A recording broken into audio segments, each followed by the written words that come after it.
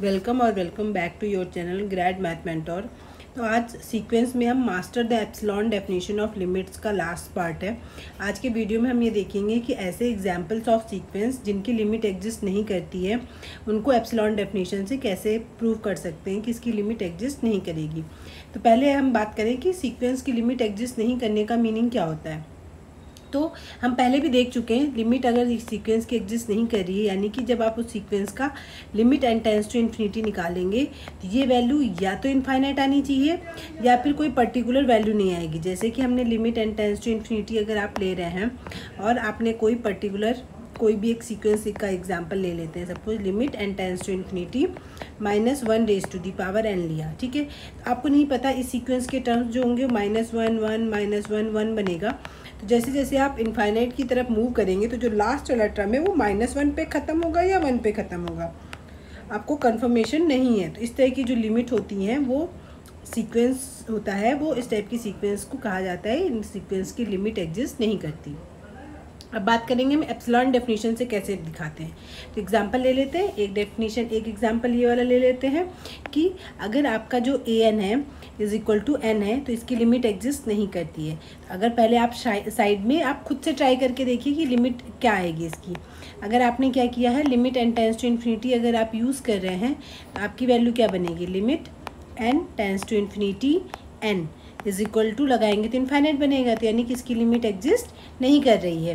तो इसी तरीके से इसको आगे आप एप्सिलॉन डेफिनेशन से प्रूव करेंगे। ओके, तो देखिए एप्सिलॉन डेफिनेशन में क्या होता है, इसमें यही तो बोलते हैं आप। ये वाली डेफिनेशन अगर मैं फिर से लिखूं, for every epsilon greater than 0 there exist m belongs to capital N such that, किस टाइप का एग्जिस्ट करना चाहिए, सच दैट कि आपका an माइनस जो भी लिमिट होनी चाहिए l, इसका मॉड लेस देन एप्सिलॉन होगा for every n greater than m, ठीक है। कई जगह इक्वल टू मेंशन रहता है, कई जगह सिर्फ ग्रेटर देन रहना है, कोई इससे फ़र्क नहीं पड़ता। अब आपको ये डेफिनेशन होती है अगर कन्वर्जेंट है यानी कि लिमिट एग्जिस्ट कर रही है। तो अब हम बात कर लेते हैं इसके लिए कैसे करेंगे। तो देखिए आप क्या स्टार्ट करेंगे, आपको पता है इसकी लिमिट एग्जिस्ट नहीं कर रही है तो आप सपोज करिए इसकी लिमिट l है, ठीक है। अगर an की लिमिट l है से ये किसकी तरफ को जा रही है, l की तरफ को जा रही है। आपने कह दिया l एग्जिस्ट कर रहा है, ठीक। तो यानी कि ये डेफिनेशन होल्ड करेगा। तो आप कहाँ से स्टार्ट कर लीजिए, यहाँ से an माइनस l का मॉड = आपको पता है an की वैल्यू कितनी है, n है यहाँ पे सीक्वेंस, n माइनस l का मॉड। अब आप क्या कर लीजिए, इसको लेस देन एप्सिलॉन कर सकते हैं। तो यहाँ पे हमने लेस देन एप्सिलॉन कर दिया, ठीक। अब यहाँ पे क्या क्वेश्चन उठता है, यहाँ पे क्वेश्चन उठता है फॉर एवरी एप्सिलॉन के लिए होना चाहिए। तो आप यहाँ पे पर्टिकुलर एप्सिलॉन कुछ भी ले लो, 1 ले लो, 2 ले लो, जो मन कर रहा है। मैं फिलहाल यहाँ पे एप्सिलॉन = 1 ले लेती हूँ, ठीक है। आप 1 2 भी ले सकते हो, कुछ भी ले सकते हैं। तो देखिए क्या बनेगी सीक्वेंस, n माइनस l का मॉड लेस देन 1 भी होना चाहिए फिर तो, अगर ये सीक्वेंस कन्वर्जेंट है तो। अब इस लाइन को कैसे लिखेंगे, इस लाइन को अगर आपको पता होगा ये absolute value of n minus l 1 से छोटी है, यानी कि जो n माइनस l होगा ये किसके किसके बीच में आपका ऑसिलेट करेगा, -1 से 1 के बीच में करेगा। यहाँ से आपको ये पता होना चाहिए, जब भी आप mod x is less than a लिखें तो आप इसको लिख सकते हैं -a x is less than a, ठीक है। यहाँ पे अगर =2 है तो यहाँ पे भी =2 आ जाता है। तो ये इनइक्वलिटी आपको रिमेंबर होनी चाहिए। अब देखिए, अब आप क्या करिए, यहाँ पे n बनाइए तो यहाँ पे l से दोनों साइड ऐड कर देते हैं। इनइक्वलिटी ऐसे ही सॉल्व की जाती है। l ऐड करेंगे तो क्या बनेगा, -1 + l less than n is less than 1 + l। Okay, अब देखिए क्या ये चीज़ सही है, आप कह रहे हो l लिमिट है, ओके। तो l जैसी लिमिट है यानी कि ये वैल्यू कैसी होगी, फाइनाइट नंबर होगा ये, ठीक है। ये जो भी वैल्यू होगी ये कि ये फाइनाइट नंबर होगा। तो जब फाइनाइट नंबर में से +1 करेंगे तो भी फाइनाइट बनेगा और -1 करेंगे तो भी फाइनाइट। तो बेसिकली ये जो दोनों नंबर हैं, ये दोनों ही नंबर कैसे बनेंगे, आपके फाइनाइट बनेंगे। ये भी फाइनाइट होगा और ये भी फाइनाइट होगा। अब आप कह रहे हो जो n है वो फाइनाइट के बीच में वेरी कर रहा है, और जो ऑब्वियसली बात है यहाँ पे आपने कुछ लिखा होगा m जो है for every n greater equal to m exist कर रहा होगा। तो एक बात बताइए, ऐसा पॉसिबल है, मान लीजिए आपकी लिमिट l = 100 आ रही है, यानी कि n की वैल्यू कहाँ से कहाँ तक रेंज करेगी, 99 से लेके 101 तक रेंज करेगी। लेकिन पर्टिकुलर m के बाद सारी वैल्यू इन दोनों के बीच में रेंज करने वाली हैं। तो एक बात बताइए, आप m की वैल्यू मान लीजिए 10 अगर आ रही है तो 10 के बाद 100 तक तो सब वैल्यू बीच में रहेंगी, लेकिन आप कहते हो 10, एक बार 10 आ गया तो उसके बाद के सारे टर्म्स जो होंगे वो इन दोनों के बीच में ही वैरी करेंगे। जब n खुद अनबाउंडेड है तो क्या फाइनाइट नंबर के बीच में उसको आप बांध सकते हैं? नहीं बांध सकते। तो ये इनइक्वलिटी क्या हो गई? गलत हो गई। ठीक, तो इसका मतलब इसकी लिमिट ही एग्जिस्ट नहीं कर रही है। प्रूफ हो गया? आई होप क्लियर हो गया होगा। बस आपको इतना ध्यान रखना है जो n है उसकी वैल्यू तो इनफाइनाइट तक जा सकती है, और ये दोनों नंबर कैसे हैं? फाइनाइट नंबर है। तो फाइनाइट के बीच में आप इनफाइनाइट को कैसे रख सकते हैं? तो ये चीज़ आपका गलत हो गया। क्यों? क्योंकि आप कंसीडर करके ले गए थे कि इसकी लिमिट क्या आ रही है? कुछ फाइनाइट नंबर आ रही है। ठीक, अगर यही इनइक्वलिटी में आपने शुरू में ही कह दो कि आप L जो है वो इनफाइनाइट है, तो देखिए अपने आप चीज़ सही हो जाएंगी। ये भी इनफाइनाइट, ये भी इनफाइनाइट, और n तो इनफाइनाइट के बीच में ही वेरी कर रहा है। ओके, तो इस तरीके से आपका ये प्रूफ हो गया कि इसकी लिमिट एग्जिस्ट नहीं करती। एक और एग्जाम्पल ले लेते हैं। ये तो था इनफाइनाइट लिमिट वाला, ये आपका लिमिट है जिसमें आपका कंफर्म नहीं है, फाइनाइट वैल्यू तो आ रही है बट कौन सी लिमिट बनेगी आप नहीं बता सकते। तो जैसे इसकी सीक्वेंस के टर्म्स अगर मैं लिखूंगी तो -1, 1, फिर -1, फिर 1 और डॉट डॉट डॉट इन्फिनिटी तक बनेगी। यानी कि आपको नहीं पता लास्ट वाला जो टर्म होगा, जैसे जैसे आप n टेंस टू इन्फिनिटी जाएगा यानी इन्फिनिटी की तरफ आपको बढ़ेंगे तो आपके टर्म्स -1 पे ख़त्म होगा या 1 पे ख़त्म होगा। ठीक है, तो इसमें एक तरीके का डाउट है अभी, तो इसकी लिमिट एग्जिस्ट नहीं करती इसी वजह से। तो अब देखिए एप्सिलॉन डेफिनेशन से आप इसको कैसे प्रोसीड करेंगे। इसका भी सेम प्रोसेस है।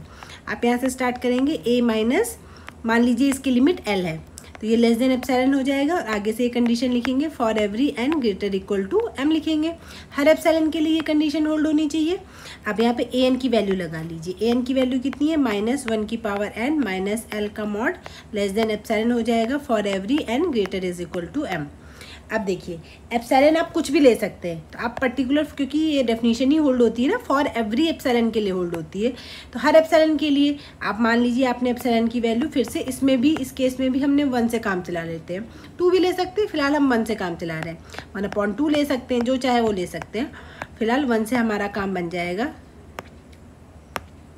माइनस l का मॉड लेस देन कितना आ जाएगा आपका 1। ठीक, अब देखिए अगर n ऑड हुआ तो -1 की पावर n की वैल्यू कितनी आएगी? -1। तो एक इनइक्वलिटी क्या बन जाएगी? 1 माइनस l का मॉड लेस देन 1। ठीक, दूसरा केस n अगर इवन हुआ तो आपको पता है -1 की पावर n की वैल्यू कितनी आ जाएगी? +1। तब ये इनइक्वलिटी क्या बन जाएगी? मॉड ऑफ 1 माइनस l का मॉड लेस देन 1। ठीक है, तो इस तरीके से हमारे पास 2 इनइक्वलिटीज़ आ चुकी हैं। एक आ चुकी है -1 माइनस l का मॉड लेस देन 1, और दूसरी इनइक्वलिटी आ चुकी है 1 माइनस l का मॉड लेस देन 1। ठीक, अब इसको थोड़ा सा सॉल्व कर लेते हैं। इसमें से अगर आप माइनस कॉमन करोगे तो ये बनेगा 1 प्लस l का मॉड लेस देन 1 बनेगा। अब आपको पता है मॉड में तो पॉजिटिव वैल्यू रहती है, तो ये वाली वैल्यू बनेगी 1 प्लस l लेस देन 1। ठीक है, आप चाहें तो इसको मॉड लगा सकते हैं, 1 प्लस l का mod is less than 1। Okay, अब देखिए आपको आगे क्या प्रूफ करना है, ये यहाँ पे ट्रिक है। आप 2 से स्टार्ट करिए। ठीक है, 2 हो गया, 2 को आप पता है आप क्या लिख सकते हैं? मॉड ऑफ 2 लिख सकते हैं, क्योंकि 2 का मॉड 2 ही होता है, इज इक्वल टू, अब एक काम करिए 2 को आप क्या कर लिए? 1 + 1 कर लीजिए। ठीक, इज इक्वल टू, अब क्या करिए इसमें से l को प्लस भी कर लीजिए, l को माइनस भी कर लीजिए। ठीक है, तो आपने क्या कर लिया, ये यहाँ पे भी, अभी इसको भी सॉल्व करके 2 ही बनेगा। अब जानबूझ के किया क्योंकि आपको एक इनइक्वलिटी पता होती है, x + y का mod less than is equal to होता है mod of x plus mod of y के। तो इसी तरीके से यहाँ पे ये इन दोनों के रिस्पेक्ट में ही आपको यहाँ पे कुछ बनाना था, तो इज इक्वल टू आप क्या लिख सकते हो? Mod of 1 + l plus mod of 1 minus l। ठीक है, ये दोनों एक साथ रख लिए, ये दोनों एक साथ रख लिए, ये लिख सकते हैं।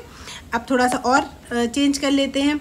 इसमें क्या करा, आपको पता है, देखिए x + y में x क्या है, मान लीजिए 1 से छोटा है, y भी कितना है? 1 से छोटा है, तो दोनों को जोड़ेंगे तो x + y किससे छोटा हो जाएगा? 2 से छोटा हो जाएगा। ऐसे इन दोनों को अगर मैं ऐड करूँ इन दोनों को तो क्या मिलेगा मुझे? 1 माइनस l का मॉड प्लस 1 + l का मॉड इज़ लेस देन 2, यानी कि इसकी वैल्यू किससे छोटी होगी? 2 से। इनडायरेक्टली आपने क्या प्रूफ कर दिया? 2 इज़ लेस देन 2। तो क्या ये पॉसिबल है? 2 कभी खुद से छोटा होता है? नहीं। तो ये चीज़ आपकी गलत प्रूफ हो गई, सिर्फ इस वजह से कि आपने कह दिया इसकी लिमिट एग्जिस्ट करती है। तो यहाँ पे हमने ये भी प्रूफ कर दिया कि ये वाली जो सीक्वेंस है इसकी भी लिमिट एग्जिस्ट नहीं करेगी। ओके, आई होप आपको क्लियर होगा। एक बार आप लोग खुद से भी ट्राई करके देखिएगा तो आपको चीज़ें क्लियर हो जाएंगी। अब हम नेक्स्ट वीडियो में सीक्वेंस के कन्वर्जेंस, डाइवर्जेंस और ऑसिलेशन के बारे में हम बात करेंगे। एप्सिलॉन डेफिनेशन आपकी फिनिश हो चुकी है, अब हम इससे नहीं निकालेंगे। अब हम जो नॉर्मल मैथमेटिकल मेथड होता है लिमिट निकालने का, डायरेक्ट जैसे आप ये निकालते हैं limit n tends to infinity an करके, ठीक है। इसी तरीके से हम सारी लिमिट प्रोसीड करेंगे नेक्स्ट वीडियो से। ओके।